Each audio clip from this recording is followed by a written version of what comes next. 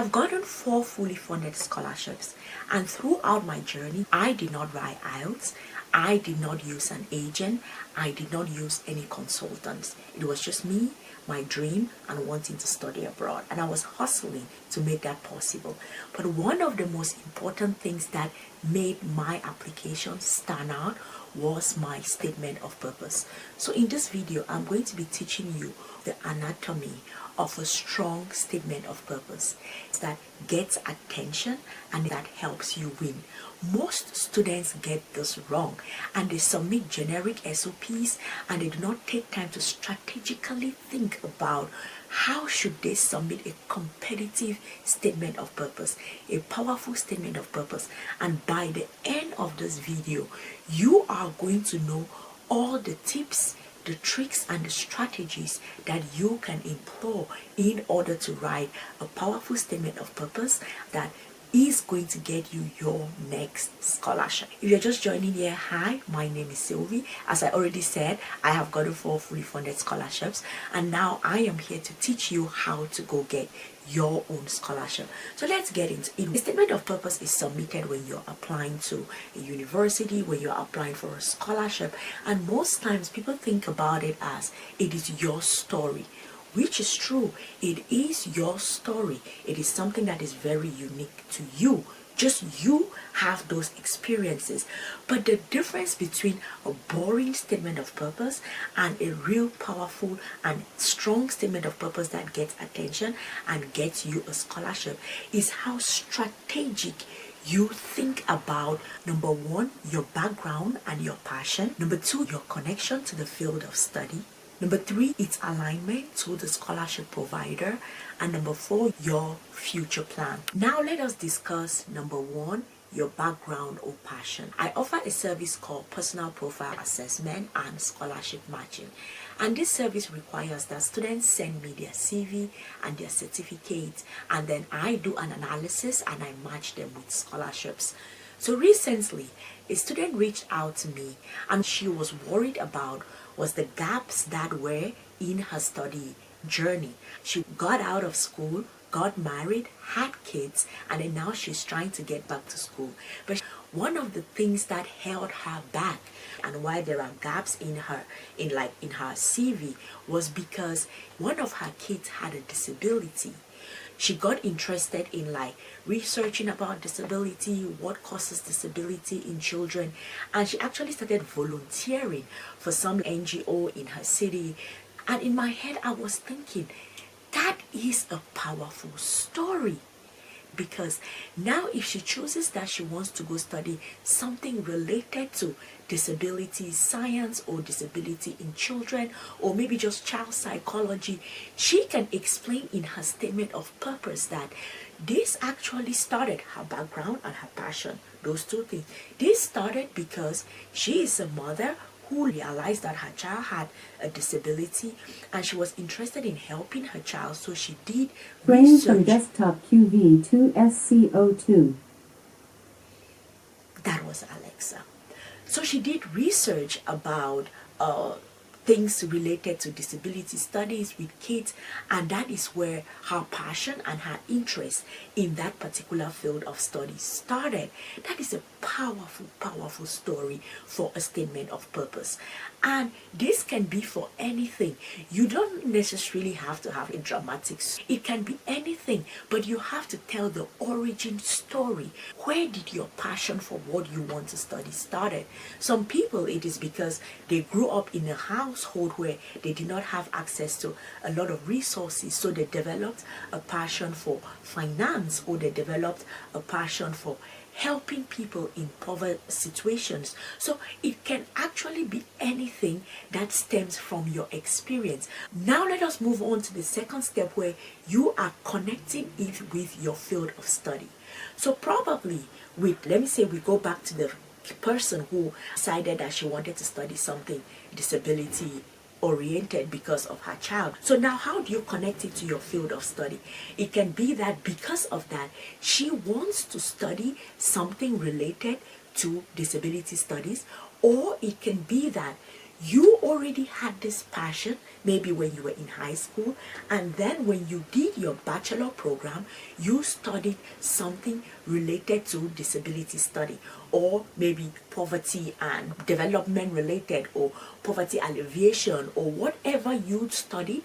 That thing happened, let's say in your childhood or whatever, or it happened currently in your life and now you want to study it, or it happened and you have already done a first set of programs related to that particular thing. So you have background, passion, and then you connect it to something that you have either already studied, or and then you now want to continue studying it, or something that you now want to study. Moving along, you think about what is the goal of the scholarship provider.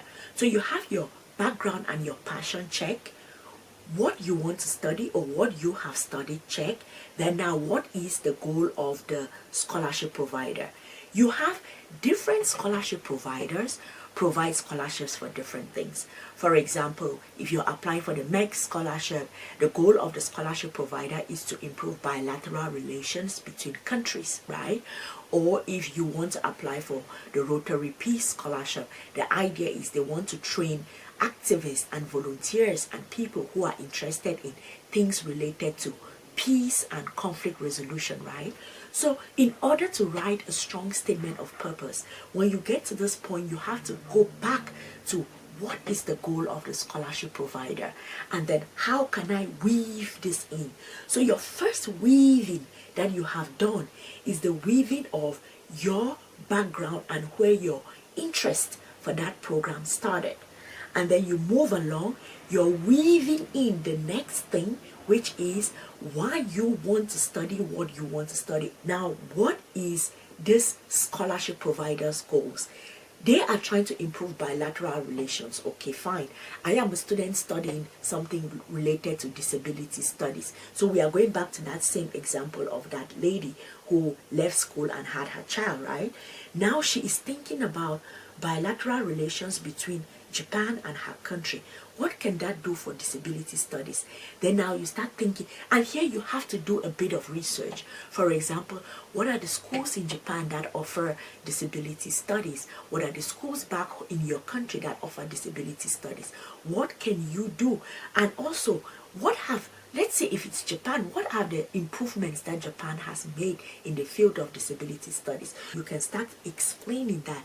You were amazed at the various programs or the technological improvements that have been made in the field of disability studies in Japan.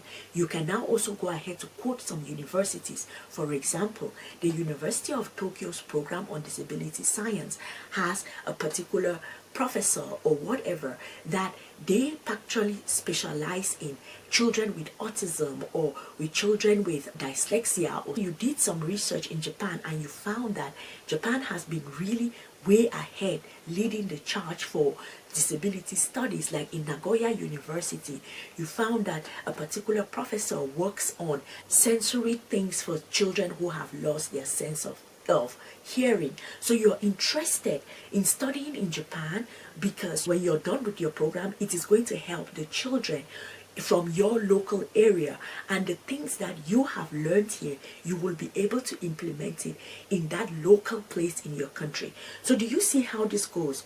The background is weaved in with what you want to study, and then it is weaved in with the country that you're choosing. And now let us move it further till the end of your statement of purpose, and what you can do to really ring out your statement of purpose with a banging hit that will make them choosing people remember that, oh wow, that student submitted an amazing statement of purpose and we want to give this student a scholarship. And that is your clear future plans.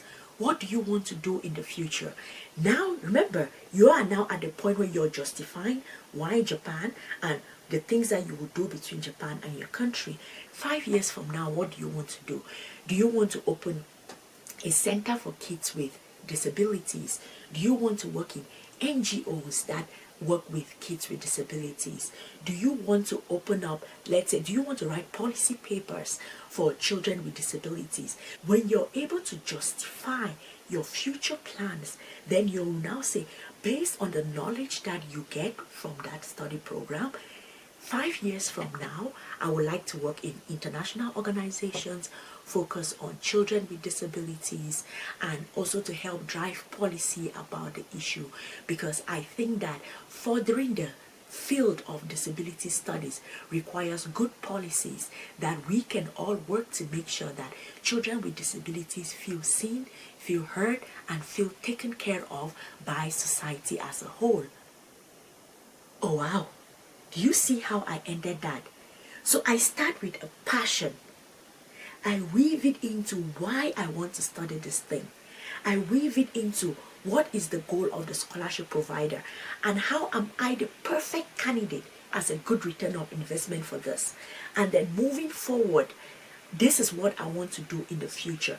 And also something that you should add to this in the future is, and because of this, studying at Tokyo University using the Japanese government scholarship is going to prepare me to be able to work, to open up this NGO, to work in this international organization, to start this foundation. So now you've now linked step 1, step 2, step 3, step 4, and that is the anatomy of a strong statement of purpose. If you found this helpful, please do well to give this video a like, subscribe to this channel. Let me know in the comment section, are you currently writing your statement of purpose? How is it going?